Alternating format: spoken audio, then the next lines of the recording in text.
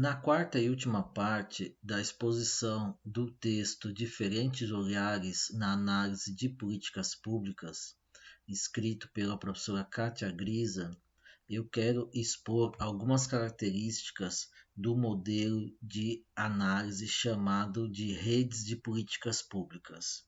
A concepção, a abordagem das redes de políticas públicas se caracteriza pela associação, pela junção de vários atores, tanto públicos quanto privados, para a formulação e implementação de políticas públicas. E existem dois extremos no que diz respeito a categorizar as chamadas redes de políticas públicas, as redes temáticas e as comunidades de políticas públicas.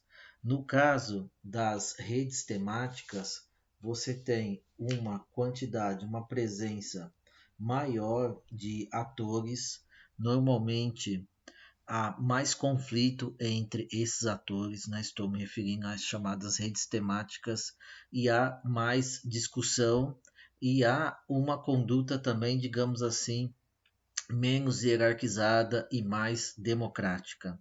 No caso das chamadas comunidades de políticas públicas, normalmente há uma organização mais hierarquizada entre os atores, menos conflitos e menos democracia, digamos assim. Então, um exemplo de redes temáticas são aquelas que normalmente envolvem sindicatos, movimentos sociais, universidades e também, claro, alguns órgãos públicos, porque, como dissemos, as chamadas redes de políticas públicas envolvem atores públicos e atores da sociedade civil. Um exemplo de comunidades de políticas públicas são sempre, ou a gente pode usar como exemplo, as chamadas organizações do agronegócio, que envolvem poucas organizações, poucos atores, e há, de fato, a convergência em torno de poucos interesses, e normalmente as organizações do agronegócio elas fecham, né, concordam com um determinado conjunto de interesses, digamos assim, bastante duros, né? Então, as redes ligadas, por exemplo, as chamadas redes temáticas ligadas à agricultura familiar, né, aos representantes dos agricultores familiares, etc., né, são chamadas então de redes temáticas porque tem uma organização mais fluida, mais democrática, menos hierarquizada. E as associações do agronegócio, normalmente, elas se organizam em comunidades de políticas públicas, ou seja, como já dito, são mais hierarquizadas, defende um conjunto duro de interesses. Um exemplo que a autora traz, né, das chamadas redes, né, de políticas públicas, a gente encontra de qualquer forma na organização do PAA, do Programa de Aquisição de Alimentos. O PAA, na sua origem, ele envolveu uma série de órgãos públicos, né, como, por exemplo, ele fez parte, né, das tratativas para criar o PA, o Programa de Aquisição de Alimentos, o Ministério Extraordinário de Segurança Alimentar e Combate à Fome, o MESA. Atualmente, na verdade já há algum tempo, o MESA se transformou no Ministério do Desenvolvimento Social, mas fez parte também das tratativas e do conselho, né, do grupo gestor, melhor dizendo, que criou o PAA. Também fez parte o Ministério da Fazenda na época, o próprio Ministério da Agricultura, né, fez parte também do GT que criou o PAA, a Conab, ou seja, a Companhia Nacional de Abastecimento, e fez parte também da constituição do PA uma série de órgãos da chamada sociedade civil, como o CONSEA, né, o Conselho Nacional de Segurança Alimentar e Nutricional, vários movimentos sociais, cooperativas, sindicatos, né? Então, o PA tem essa característica, né, de ser um programa, né, formado por uma gama muito grande de atores que tinham, né, o interesse na constituição de um programa desse tipo, né, voltado para a compra de alimentos da agricultura familiar, para, né, a organização de estoques de alimentos e para atender também instituições e também pessoas, né, em condições de vulnerabilidade alimentar. Então tinha pelo menos ali um interesse comum entre esses vários atores. Isso não quer dizer que não haja conflitos, né, entre esses atores, né, porque apesar do interesse mais ou menos comum, né, também existem numa rede de políticas públicas divergências, conflitos, embora essa análise, né, de redes de políticas públicas nem sempre deixe, né, às claras os conflitos existentes. De qualquer forma, a constituição do PAA, a gente vai falar do PAA mais para frente, né, como já dito, né, deixa claro como que uma política pública pode ser organizada por uma série de atores, tanto do governo, quanto atores governamentais, quanto envolver, e de fato envolve, atores da chamada sociedade civil. De qualquer forma, essa abordagem das redes de políticas públicas mostra o quê? Que o Estado não é o único ator envolvido com as políticas públicas, né? Essa abordagem até fragmenta, né, o processo de formulação e implementação de políticas públicas, porque ela envolve, né, deixa claro o envolvimento de vários atores. E se trata aqui de um tipo de organização, de uma abordagem, né, essa abordagem em forma de redes de políticas públicas, que a gente chama de baixo para cima, né? É mais tradicional na área de políticas públicas as abordagens de cima para baixo, ou seja, o Estado organiza, né, todo o processo aí de formulação e implementação de políticas públicas. No caso, essa abordagem, a abordagem de redes de políticas públicas, ela enfatiza, né, uma concepção de formulação de políticas públicas de baixo para cima e não de cima para baixo, né, porque ela envolve uma série de atores que acabam possuindo uma autonomia relativa, né, digamos assim. Mas e o que a gente pode pensar, né, em relação a essa abordagem, né? A, a própria autora diz que a abordagem de redes contribui na análise de políticas públicas ao relativizar o papel do Estado. Então, aquilo que eu já tinha dito, né? E fragmentá-lo em diversos atores estatais. Então, aqui fica claro, né, que é uma abordagem, como já dito, de baixo para cima. Só que ela também possui alguns limites, né? E o limite principal, ou o perigo principal, está justamente nessa excessiva fragmentação.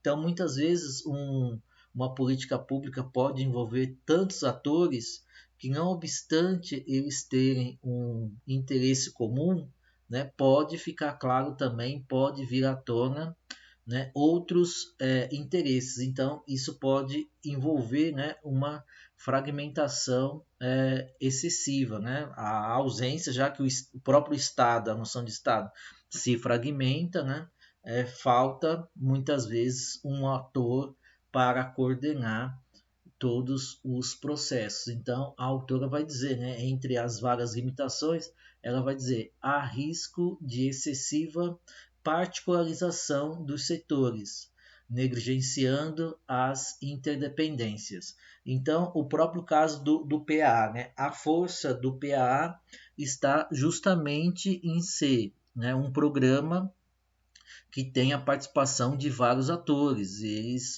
E ele envolve, portanto, a Conab, atualmente o Ministério do Desenvolvimento Social, enfim, como foi colocado, atores da sociedade civil, né? Ele tem um propósito de comprar alimentos da agricultura familiar, né?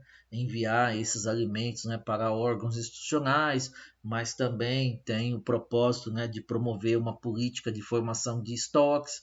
Então, tem várias ideias, na verdade, que aglutinam o PAA, mas o foco aqui está na presença de várias instituições, né, de vários órgãos, instituições, tanto do Estado quanto da sociedade civil. Então, essa complexidade é, ao mesmo tempo, a força e a fraqueza do PAA, porque às vezes é difícil coordenar tantos órgãos, tantas instituições. Mas se trata também de uma abordagem muito importante, porque, entre outras coisas, aglutina, né, órgãos, instituições, tanto do Estado, tanto órgãos públicos, quanto da sociedade civil. Então, é um tipo de abordagem que nós chamamos de baixo para cima e não de cima para baixo. Um outro problema também é que se trata de uma abordagem que também não se aplica, né, à análise de todas as políticas públicas, né? Então, ela só pode ser utilizada nessa situação, evidentemente, que você tem o envolvimento de vários órgãos, tanto do Estado quanto da sociedade civil. Bom, essas são as abordagens, né? Existem outras, mas a autora escolhe falar dessas abordagens que nós já expusemos, né? Que de fato são as mais presentes na análise de políticas públicas. Então, na conclusão do texto, ela faz um resumo, né? Ela vai dizer que cada abordagem enfatiza um elemento na análise de políticas públicas. Então, só recapitulando, né? O chamado neomarxismo ele enfatiza, né, a questão do próprio capitalismo, né? Mostra como que quem dá as cartas na elaboração de políticas públicas é um chamado Estado capitalista que está interessado em inserir todos, né, no próprio sistema capitalista. Para isso, ele elabora políticas públicas, né, especificamente para esse propósito, né, de desenvolvimento do sistema capitalista. No caso do neonacionalismo, né, o foco está nas instituições, né, então é mostrado como que o Estado, né, e as suas instituições eles atuam, né, com certa independência, né, então a ideia de que as normas, as regras que importam, né, nessa abordagem, seja a do nacionalismo da escolha racional, no histórico ou no sociológico, a ideia básica é a da presença, né, de instituições, pelo menos com uma autonomia relativa, né, em relação, por exemplo, à economia e outros setores.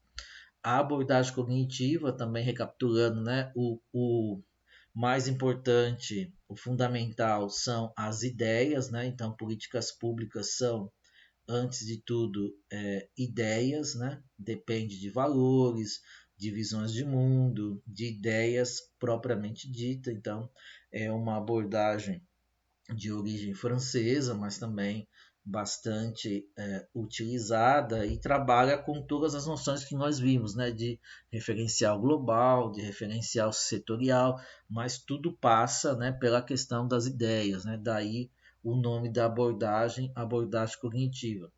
As redes, né, as redes de políticas públicas, elas são pautadas, né, pela ideia de interesses, né, então os grupos, né, têm determinados interesses e muitas vezes esses interesses eles terminam convergindo, né, e os grupos terminam se associando, né, na defesa na elaboração e na implementação de políticas públicas. Então, de qualquer forma, o que mais salta aos olhos na abordagem das redes é a questão, claro, de uma união, né, de atores públicos e da sociedade civil, mas em nome de determinados interesses, né? A autora vai dizer, né, evidentemente, que esses elementos se entrelaçam e se influenciam mutuamente nas políticas públicas, né? Embora cada uma dessas abordagens, ela dá ênfase a um ou outro elemento, né? O desafio é construir uma abordagem que consiga dar conta, né, das políticas públicas como algo que depende, né, de certas condições econômicas, né, da atuação do Estado e das instituições, né, propriamente dito, depende também de ideias, né, é pautada também por ideias e que, evidentemente, também envolva interesse, né? Então, ainda estamos à busca, né, da abordagem que dê conta de todas essas variáveis, né? No entanto, ainda não temos essa abordagem. O importante também é, ao escolher um desses referenciais, né, deixe claro que está escolhendo um desses referenciais, mas não deixe de pensar também, né, de envolver o mínimo possível, né, as características, né, os elementos dos outros referenciais. Enfim, esse é o texto da professora Kátia Grisa, né, um texto que aborda principalmente essa questão dos referenciais, né, das abordagens teóricas para análise de políticas públicas, e são referenciais que também são e podem ser utilizados na análise de políticas públicas, né, para o setor agrícola, evidentemente. Então, muito obrigado e até uma próxima oportunidade.